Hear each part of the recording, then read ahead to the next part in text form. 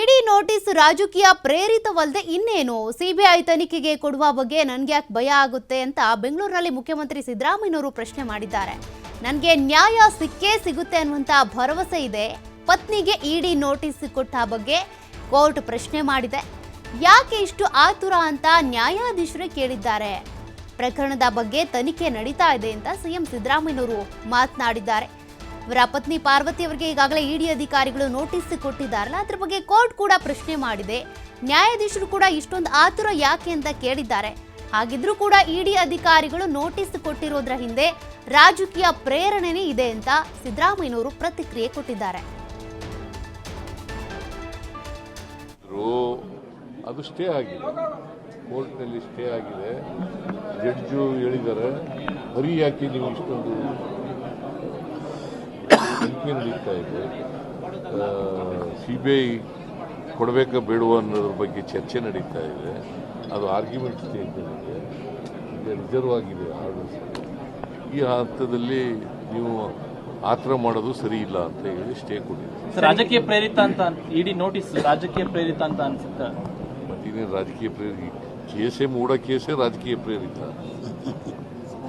ಮೂಢ ಕೇಸೇ ರಾಜಕೀಯ ಪ್ರೇರಿತ. ನೋಟಿಸ್ ಕೊಟ್ಟಿ ಅತಿ ಶೀಘ್ರವೇ ನೀರಿನ ದರ ಹೆಚ್ಚಳ ಮಾಡ್ತೀವಿ, ಜಲಮಂಡಳಿ ಉಳಿಬೇಕು ಅಂದ್ರೆ ದರ ಏರಿಕೆ ಅನಿವಾರ್ಯ ಅಂತೇಳಿ ಡಿಸಿಎಂ ಡಿಕೆ ಶಿವಕುಮಾರ್ ಅವರು ಬೆಂಗಳೂರಿನಲ್ಲಿ ಮತ್ತೆ ಇದೇ ಮಾತನ್ನ ಪುನರುಚ್ಚಾರ ಮಾಡಿದ್ದಾರೆ. 2014ರ ನಂತರ ನೀರಿನ ದರದಲ್ಲಿ ಏರಿಕೆಯನ್ನೇ ಮಾಡಿಲ್ಲ. ಹೀಗಾಗಿ ಜಲಮಂಡಳಿ ಉಳಿಬೇಕು ಅಂದ್ರೆ ನೀರಿನ ದರ ಏರಿಕೆ ಮಾಡುವುದು ಅನಿವಾರ್ಯ ಅಂತ ಡಿಸಿಎಂ ಡಿಕೆ ಶಿವಕುಮಾರ್ ಅವರು ಹೇಳಿರೋದು.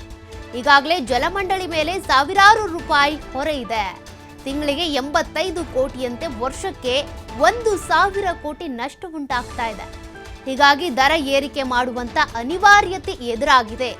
ದರ ಏರಿಕೆ ಮಾಡಲಿಲ್ಲ ಅಂತ ಅಂದ್ರೆ ಇದೇ ರೀತಿ ಜಲಮಂಡಳಿ ಮೇಲೆ ಹೊರೆ ಹೆಚ್ಚಾಗುತ್ತೆ. ಹೀಗಾಗಿ 85 ಕೋಟಿಯಂತೆ ವರ್ಷಕ್ಕೆ 1,000 ಕೋಟಿ ನಷ್ಟ ಉಂಟಾಗ್ತಿದೆ.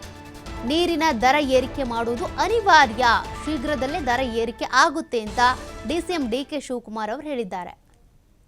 4ರಿಂದ ಇಲ್ಲಿವರೆಗೂ 11 ವರ್ಷದಿಂದ ವಾಟರ್ ಬಿಲ್ಲು ನಾವು ರೈಸ್ ಮಾಡಿಲ್ಲ. ಅನೇಕ ಕಾರಣದಿಂದ BWSSBಗೆ ವರ್ಷಕ್ಕೆ 1,000 ಕೋಟಿ ರೂಪಾಯಿ ಲಾಸ್ ಆಗ್ತಾ ಇದೆ. ಪವರ್ ಬಿಲ್ಲೇ ಹಿಂದೆ 35,000 ಕೋಟಿ ರೂಪಾಯಿ ಇತ್ತು, ಈಗ 75 ಕೋಟಿ ಆಗಿದೆ.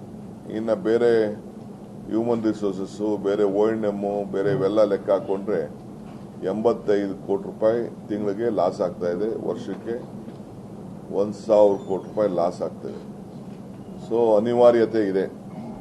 ನಮ್ಮೆಲ್ಲ ಬೋರ್ಡ್ ಅವರೆಲ್ಲ ಹೋಗಿ ಎಲ್ಲ ನಮ್ಮ ಶಾಸಕಗಳನ್ನೆಲ್ಲ ಭೇಟಿ ಮಾಡಿ ಅವರೆಲ್ಲ ರಿಕ್ವೆಸ್ಟ್ ಮಾಡಿಕೊಂಡಿದ್ದಾರೆ.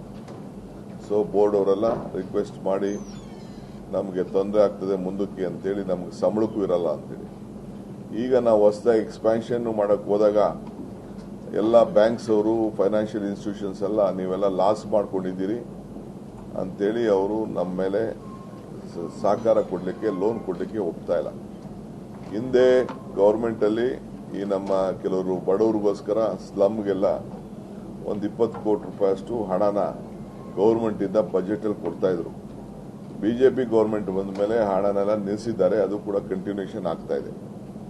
2000 ಹಿಂದೆ ತಮ್ಗೆ ತಿಳಿಸಿದಂಗೆ 2014ರಲ್ಲಿ ಇಲ್ಲಿವರೆಗೂ 11 ವರ್ಷದಿಂದ ವಾಟರ್ ಬಿಲ್ಲು ನಾವು ರೈಸ್ ಮಾಡಿಲ್ಲ. ಅನೇಕ ಕಾರಣದಿಂದ BWSSBಗೆ ವರ್ಷಕ್ಕೆ 1,000 ಕೋಟಿ ರೂಪಾಯಿ ಲಾಸ್ ಆಗ್ತಾ ಇದೆ.